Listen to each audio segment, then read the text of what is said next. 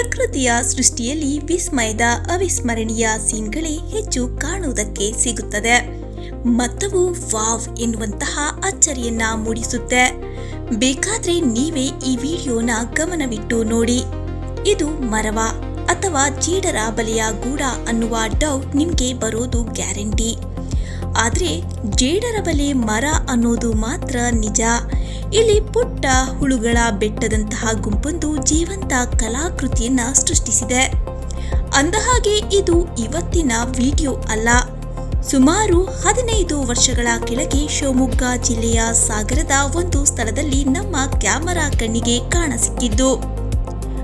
ಮಲೆನಾಡು ಅಂದ್ಮೇಲೆ ಆಕಾಶ ಸುತ್ತುವ ಮೋಡ, ರಂಗೋಲಿಗೂ ಮುನ್ನ ಅಂಗಳಕ್ಕೆ ನೀರು ಹುಯ್ದಂತೆ ಸುರಿಯುತ್ತಿರುವ ಮಳೆ ಜಸ್ಟ್ ಕಾಮನ್. ಹೀಗೆ ಮಳೆಗಾಲದ ಸಮಯದಲ್ಲಿ ನಾವೆಲ್ಲ ಮಳೆ ಹಬ್ಬದ ಹೆಸರಿನಲ್ಲಿ ಜಿಲ್ಲಾ ಪ್ರವಾಸ ಕೈಗೊಳ್ತೀವಿ. ಹಾಗೆ ಮೈ ಕೈ ಚಂಡಿ ಮಾಡಿಕೊಂಡು ಹೋದಾಗಲೇ ಸಿಕ್ಕಿದ್ದು ಈ ಮುದ್ದಾದ ಮರದ ಬಲೆ.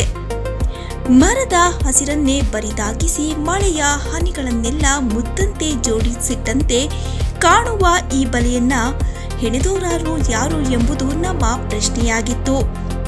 ಮೊದಮೊದಲು ನಾವು ಸಹ ಇದನ್ನ ಜೇಡರ ಬಲೆ ಇರಬಹುದು ಅಂತಾನೆ ಅಂದ್ಕೊಂಡಿದ್ವಿ. ಆದರೆ ಆಮೇಲೆ ಗೊತ್ತಾಗಿದ್ದು ಇದು ಕಂಬಳಿ ಹುಳದ ಕರಾಮತ್ತು ಅಂತ. ಆಶ್ಚರ್ಯ ಆಗುತ್ತೆ ಅಲ್ವಾ? ನೇಚರ್ಗೆ ಇದು ಆಶ್ಚರ್ಯನೇ ಅಲ್ಲ. ಸಾಮಾನ್ಯವಾಗಿ ಅಲ್ಲಲ್ಲಿ ಒಂದೆರಡು ಕಾಣುವ ಕಂಬಳಿ ಹುಳುಗಳು ಈ ಮರದ ಮೇಲೆ ಕೋಟಿಗಟ್ಟಲೆ ಆವರಿಸಿ ಅದರ ಹಸಿರನ್ನೆಲ್ಲ ಜೀರ್ಣ ಮಾಡಿದ್ವು. ಅಲ್ಲದೆ ಬಲೆಯ ರಾಶಿಯಲ್ಲಿ ಅರ್ಕಲ್ ಜಾತಿಯ ಈ ಮರವನ್ನ ಹಿಮಾಲಯದಲ್ಲಿ ಯಾವುದೋ ಶ್ವೇತವೃಕ್ಷವನ್ನಾಗಿಸಿದೆ. ಸೈಂಟಿಫಿಕ್ ಮಾಹಿತಿ ಪ್ರಕಾರ ಹೀಗೆ ಕೆಲವು ಜಾತಿಯ ಕಂಬಳಿ ಹುಳಗಳು ಒಂದಿಡೀ ಮರವನ್ನ ಆವರಿಸಿ ತಿಂಗಳಿಡೀ ಅಲ್ಲೇ ಇದ್ದು ಆನಂತರ ಚಿಟ್ಟೆಗಳಾಗಿ ಹಾರಿ ಹೋಗುತ್ತವಂತೆ.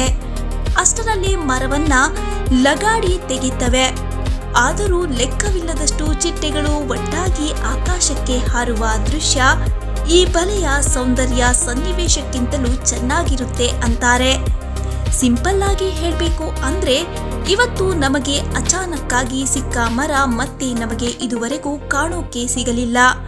ಅದಕ್ಕಾಗಿಯೇ ಅಪರೂಪದ ದೃಶ್ಯವನ್ನ ಮತ್ತೆ ನಿಮಗೆ ತೋರಿಸ್ತಾ ಇದ್ದೇವೆ.